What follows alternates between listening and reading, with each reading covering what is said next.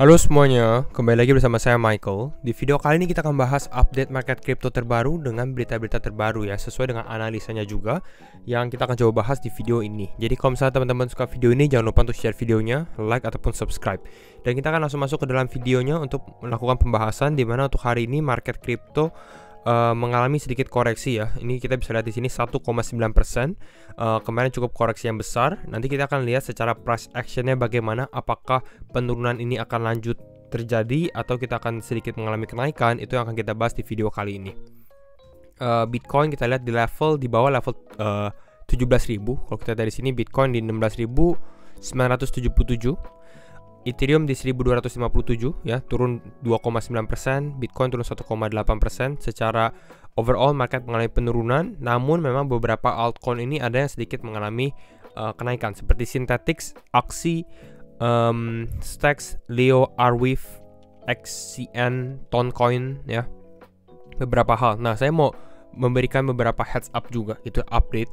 Kalau saya lihat beberapa kripto khususnya di metaverse ya, seperti Axie, Sandbox, Decentraland Mana, itu secara teknikal bisa mengalami breakout. Jadi istilah kalau misalnya Bitcoin mengalami penguatan yang cukup signifikan, kita ngomongin Bitcoin ke level 17.000 atau 18.000, saya expect mungkin mereka bisa bergerak lebih besar lagi seperti itu ya. Namun pertanyaannya adalah apakah Bitcoin akan bergerak seperti itu atau Bitcoin akan kembali mengalami penurunan. Nah, di video kali ini kita akan membahasnya. Secara Fear and Greed Index bagaimana? Fear and Greed kita di dalam level Extreme Fear ya, di level 25, belum terlalu banyak pergerakan. Dan di minggu ini pun sebenarnya bisa dibilang minggu yang tergolong safe ya, tergolong aman. Kenapa? Karena kalau teman-teman lihat tidak terlalu banyak announcement ya secara makroekonominya ya. Untuk di minggu ini yang paling berdampak mungkin, coba kita lihat ke this week di sini ya. Kalau saya scroll dulu ya, bentar.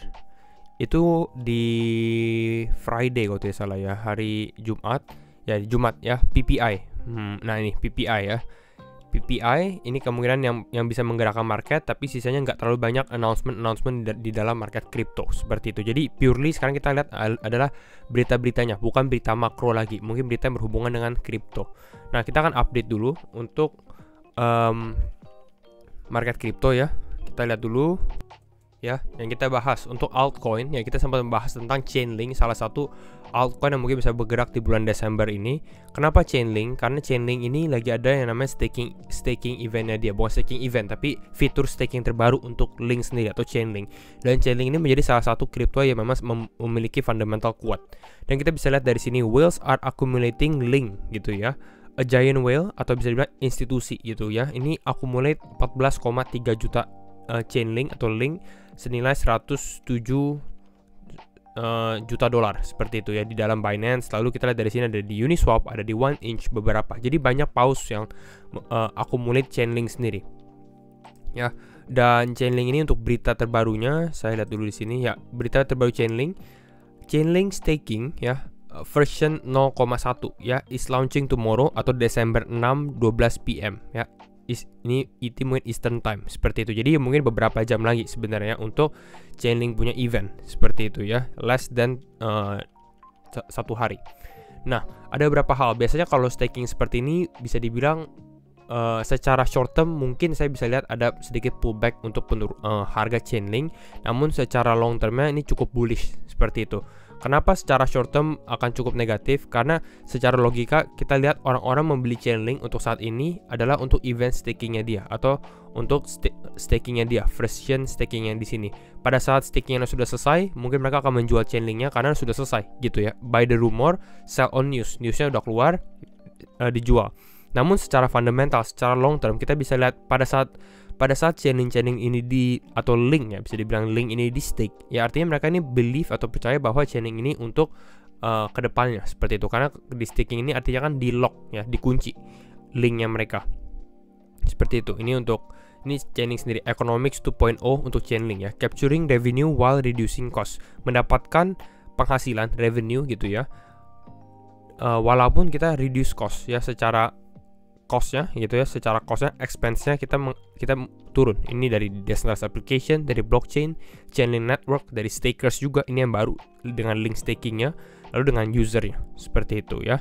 Jadi kita expect Chainlink ya saat ini pun udah mulai penurunan 4,2%. Tapi kita akan lihat ya dalam beberapa jam ke depan untuk Chainlink sendiri. Saya masih lihat semua refer ke Bitcoin-nya dulu. Bagaimana pergerakan Bitcoin?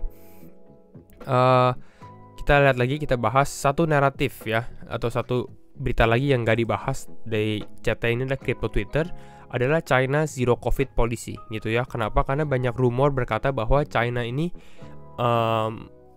sudah akan udah nggak ada Zero Covid Policy sendiri gitu. Artinya ya mereka ini mulai mungkin hidup berdampingan dengan Covid sendiri. Karena kalau saat ini kan China ini sangat-sangat strict, sangat-sangat ketat dengan Covid-nya mereka, seperti itu ya. Kalau mereka mulai ada Covid easing ya, Covid easing artinya ya mulai mempermudah lah gitu ya, mulai menerima, ya mungkin ini menjadi good news juga untuk ekonomi global ya. Jadi ini salah satunya. Tapi ini masih rumor ya, bisa dibilang ini belum tentu, belum ada news yang benar-benar state seperti itu. Tapi di sini dia bilang according to Reuters sendiri ini adalah breaking news official lah gitu ya. Kita lihat 25 juta followers ya. Further easing could be announced as soon as Wednesday atau Rabu. Dan kalau misalnya ini di-announce mungkin bisa menjadi katalis positif untuk market crypto sendiri, seperti itu.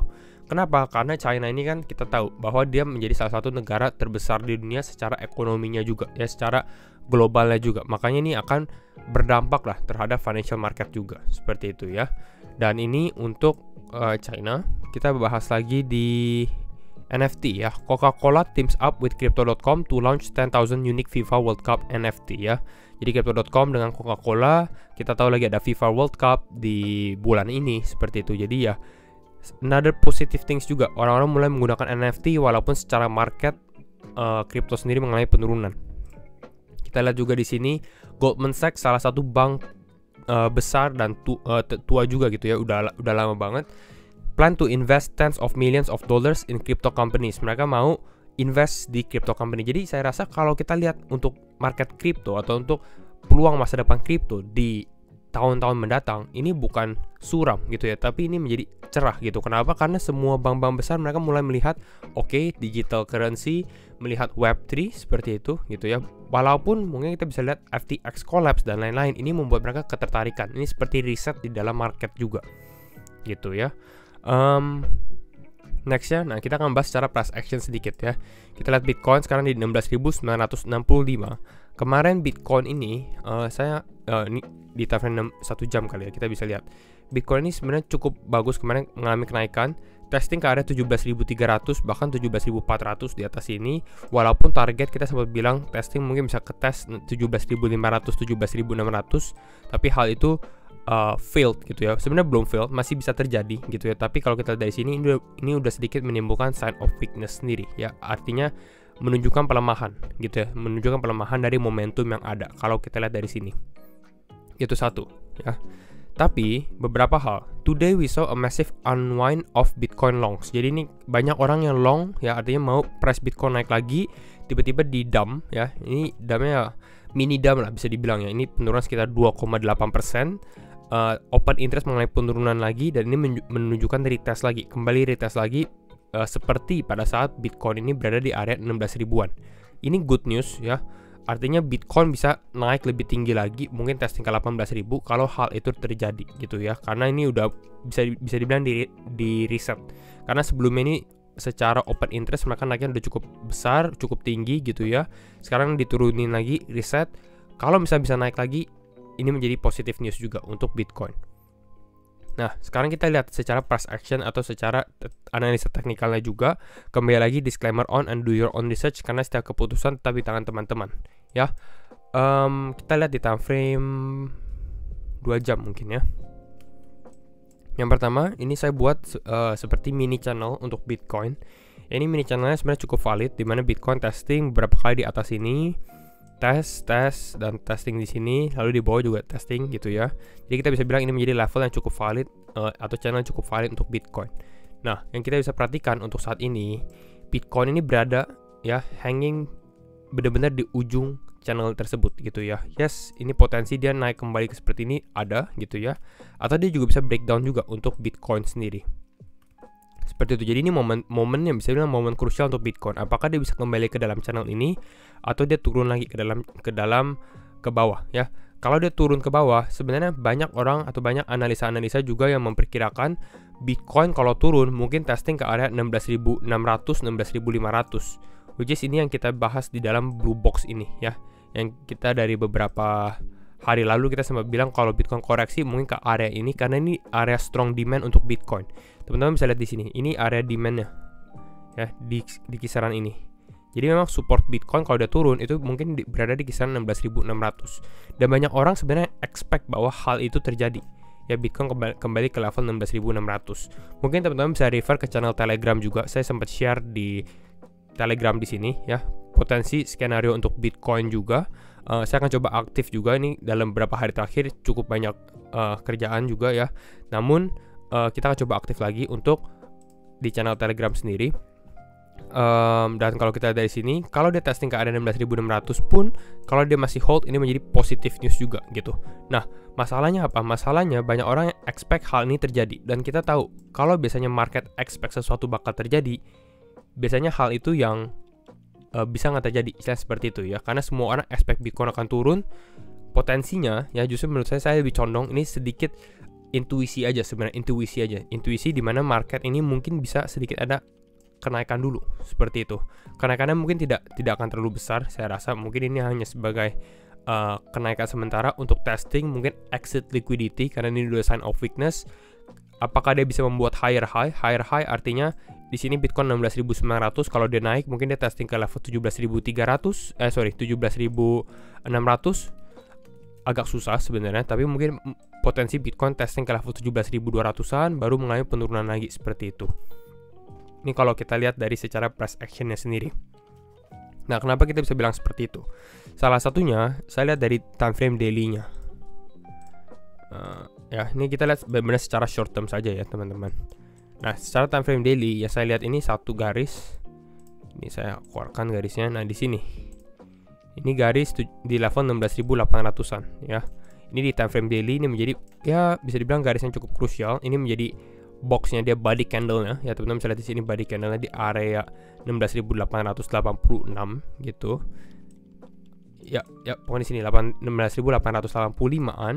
Dan kalau kita secara time frame 1 jam ya ini menjadi level yang cukup yang bisa menahan Bitcoin lah. Kita lihat dari sini kemarin sempat turun, Bitcoin turun ke bawah sini dan dia testing ke area tersebut gitu. Jadi untuk Bitcoin bisa konsolidasi di area ini atau area ini bertahan, ini mungkin bisa terjadi untuk dia testing ke atas lagi.